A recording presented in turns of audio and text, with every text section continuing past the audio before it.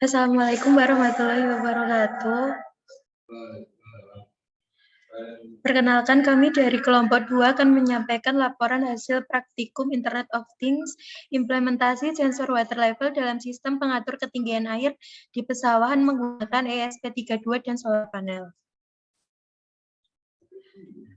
Untuk anggotanya yang pertama ada Api Rahmawan dengan NIM V3921001, yang kedua ada saya sendiri Cynthia dengan NIM V3921005, yang ketiga ada Devan Kurnia Pratama dengan NIM V3921007, yang keempat ada Elia Dwi Maulida dengan NIM V3921009, dan yang kelima ada Isya Muhammad Yahya dengan NIM V3921013.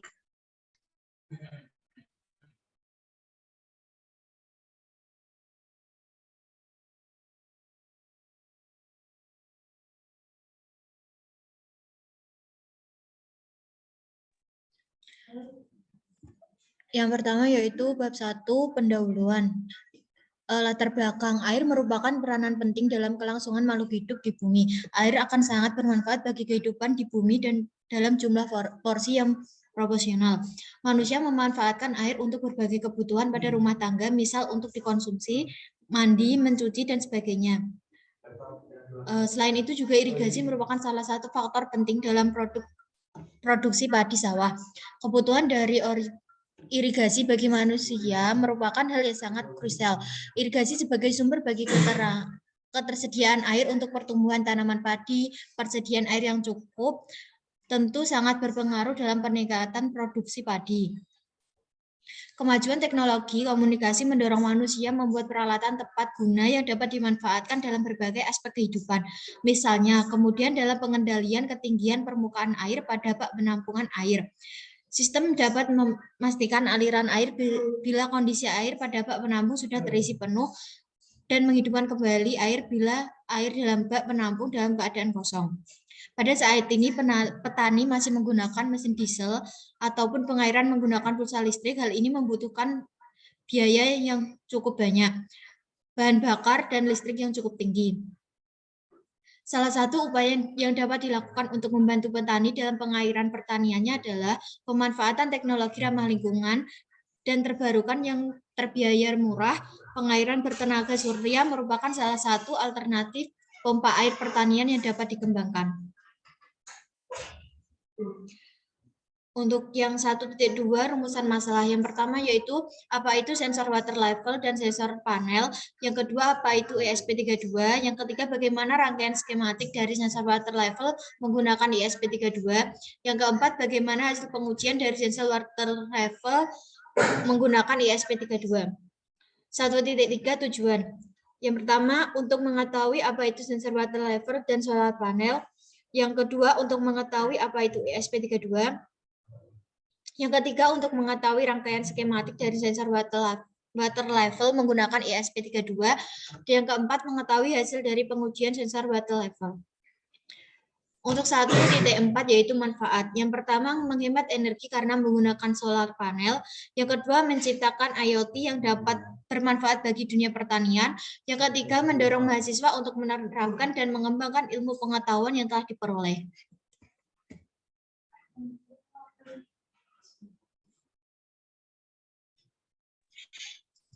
Selanjutnya untuk pengertian, ESP32 adalah mikrokontroler yang dikenalkan oleh Expressive System, merupakan penerus dari mikrokontroler ESP8266. Pada mikrokontroler ini sudah tersedia modul Wi-Fi dalam chip sehingga sangat mendukung untuk membuat sistem aplikasi Internet of Things.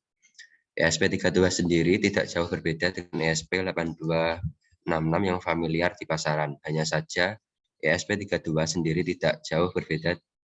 Hanya saja ESP32 lebih kompleks dibandingkan ESP8266. Cocok untuk sobat dengan proyek yang besar. Selanjutnya untuk water level adalah seperangkat alat yang digunakan untuk mengukur ketinggian air.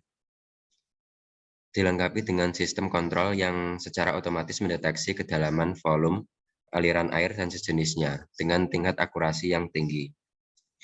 Solar panel adalah konversi cahaya sinar matahari menjadi listrik, baik secara langsung dengan menggunakan fotovoltaik atau tidak langsung dengan menggunakan tenaga surya terkonsentrasi sehingga menghasilkan tenaga listrik. Next.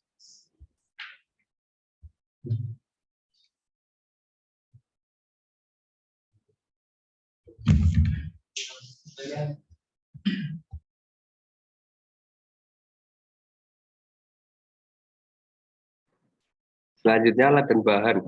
Alat dan bahan yang pertama lampu LED, resistor, ESP32, sensor water level, kabel jumper male to male, kabel jumper male to female, yang ketujuh kabel USB 8, audio kabel, lalu solar charger controller, selanjutnya solder, Arduino Uno, breadboard, timah, kabel, solar panel, dan toolkit.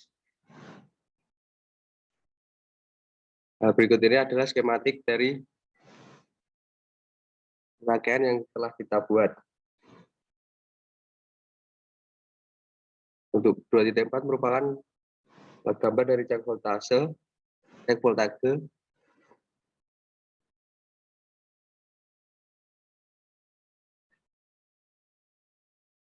Nah, untuk berikutnya merupakan dokumentasi dari tegangan, cek tegangan solar panel menggunakan solar control charger.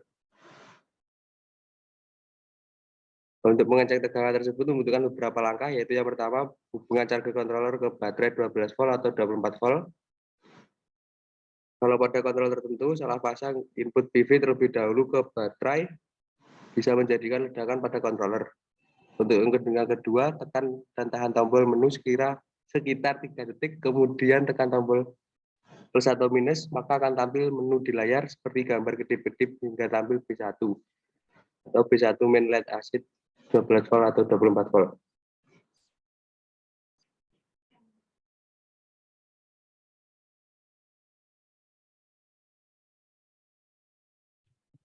Dan ini adalah script Arduino ya. Pertama, untuk mendefinisi power pin 17, signal pin pada indika 6, sensor dan sensor max. Lalu void setup, pin mode, power pin output, dan low. Lalu void loop-nya membaca tinggi dari sensor tersebut, delay. Value on digital weight, level map, value sensor dan sensor max, ketinggian dari water level yang kita gunakan atau air ya. Lanjut. Ini monitoring water level menggunakan DSP yang tersambung dengan Blink. Dan ini salah satu hasil pengujiannya. Dan ini script setelah dimasukkan dan hasil ketika telah di-run.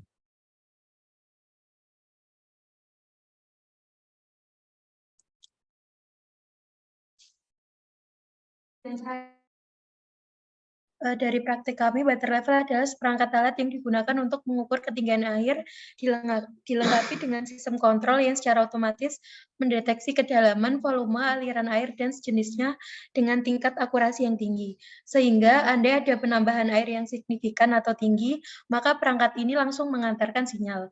Lalu diteruskan ke sistem peringatan berupa indikator lampu LED guna memberitahu bahwa suasana air sedang merasakan peningkatan atau bila tangki terisi penuh. Pada praktikum implementasi sensor water level dalam sistem pengatur ketinggian air di pesawahan menggunakan ESP32 dan solar panel berjalan dengan lancar, sehingga terselesaikan tepat waktu. Dan yang terakhir ini ada daftar pusaka. Sekian dari kelompok kami. Wassalamualaikum warahmatullahi wabarakatuh.